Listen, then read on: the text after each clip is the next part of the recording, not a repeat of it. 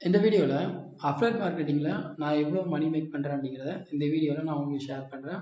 ஆக்சுவலாக இந்த வீடியோ நான் மேக் பண்ணுறதுக்கு மெயின் ரீசன் என்னென்னு பார்த்தீங்கன்னா, நிறைய பேர் வந்து அஃபிலியேட் மார்க்கெட்டிங்கில் வந்து ஒரு அவேர்னஸ் இல்லாமல் இருக்காங்க. இப்போ அஃபிலியேட் மார்க்கெட்டிங்கை வந்து நீங்கள் ப்ராப்பராக யூஸ் பண்ணீங்க அப்படின்னா வந்து உங்களால் வந்து அது ஒரு நல்ல அமௌண்ட் வந்து உங்களால் மேக் பண்ண முடியும். இப்போ ஃபார் எக்ஸாம்பிளுக்கு வந்து நான் இப்போ என்னோட ஒன் ஆஃப் த இதில் வந்து நான் உங்களுக்கு என்னோட இன்கம் ஆஃப் இது வந்து நான் உங்களுக்கு ஷேர் பண்ணுறேன். இதில் பார்த்தீங்கன்னா இது வரைக்கும் நான் ஏர்ன் பண்ணது வந்து பார்த்தீங்கன்னா $1325 வந்து நான் இது வரைக்கும் ஏர்ன் பண்ணியிருக்கேன். அண்ட் இதெல்லாம் பார்த்தீங்கன்னா இது வரைக்கும் எனக்கு 24 இப்போ எனக்கு இந்த மந்த் வந்து 24 எனக்கு அப்ரூவ் ஆயிருக்கு.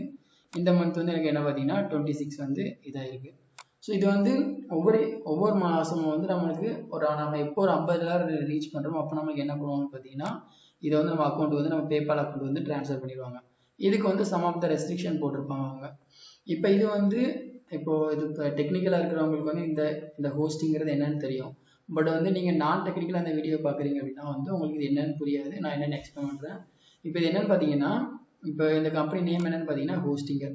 இந்த ஹோஸ்டிங்கிற கம்பெனி என்ன பண்ணுறாங்கன்னு பார்த்தீங்கன்னா, இவங்க வந்து ப்ரொவைட் பண்ணுறது வந்து டொமைன் ஹோஸ்டிங் எல்லாமே ப்ரொவைட் பண்ணுறாங்க. இவங்கள வந்து நான் வேற ஒருத்தவங்களுக்கு நான் ரெக்கமெண்ட் பண்ணுறேன் அப்படின்னா வந்து அவங்க என்ன பண்ணுவாங்கன்னு பார்த்தீங்கன்னா, எனக்கு ஒரு சம் ஆஃப் அமௌண்ட் கொடுப்பாங்க. இதுதான் அஃபிலியேட் மார்க்கெட்டிங் நம்ம சொல்லுவோம். ஃபார் எக்ஸாம்பிளுக்கு வந்து இப்போ நம்ம ஊரில் ஒரு கடை இருக்குது அப்படின்னா, நீங்கள் சொல்லி ஒருத்தவங்க அந்த கடையில் போய் ப்ராடக்ட் வாங்குறாங்க அப்படின்னா அவங்க அந்த கடைக்காரன் உங்களுக்கு சம் ஆஃப் அமௌண்ட் வந்து உங்களுக்கு இது மாதிரி கொடுப்பாங்க.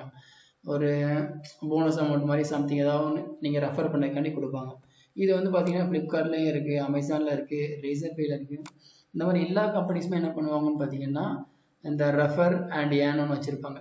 நீங்கள் ஒரு கிளைண்ட்டுக்கு அவங்களோட ப்ராடக்டை நீங்கள் வந்து ரெஃபர் பண்ணுறீங்க அப்படின்னா வந்து ஒவ்வொரு ரெஃபரலுக்கும் வந்து ஒரு அமௌண்ட் வந்து உங்களுக்கு கிடைக்கும்.